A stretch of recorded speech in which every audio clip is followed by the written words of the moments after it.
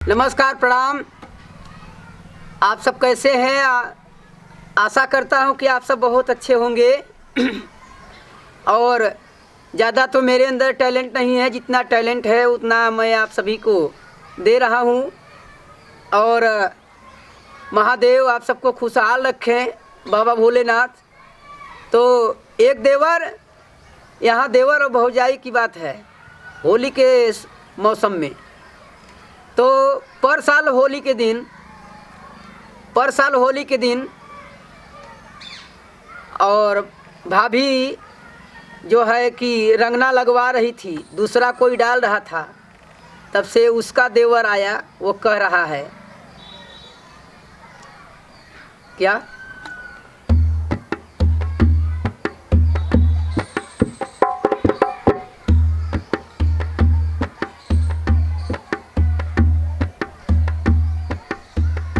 सब लगावेला त काहे ना मना करेलू, सब लगावेला त काहे ना मना करेलू।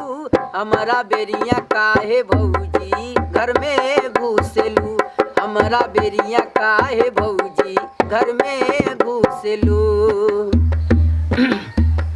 सब लगावेला त काहे ना मना करेलू, सब लगावेला त काहे ना मना करेलू। हमारा बेरिया काहे भौजी घर में घुसेलू, हमारा बेरिया काहे भौजी घर में घुसेलू। ओ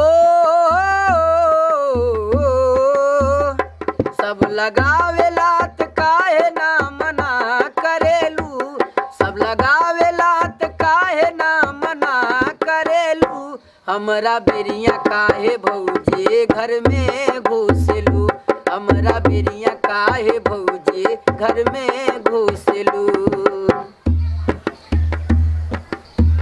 गिरधारी के कबू गोझिया मंगाई, गिरधारी जंगीगंज से गोझिया मंगाई।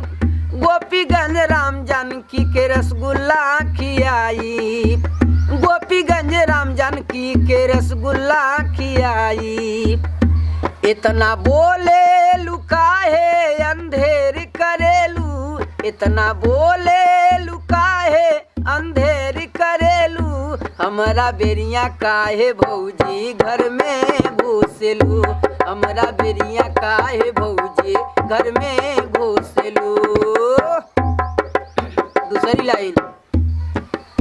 ओ सुनी ले तुए हो भौजी दिलवा के बतिया, ऐसो के होली में जुड़ा जाई छतिया, ऐसो के होली में जुड़ा जाई छतिया।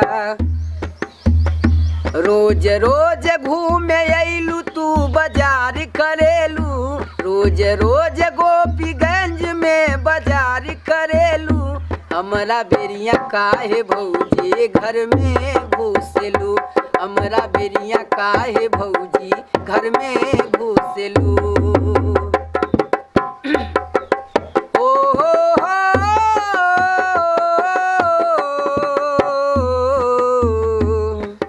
हमारा बेरिया काहे भौजी घर में घुसेलू, हमारा बेरिया काहे भौजी घर में घुसेलू।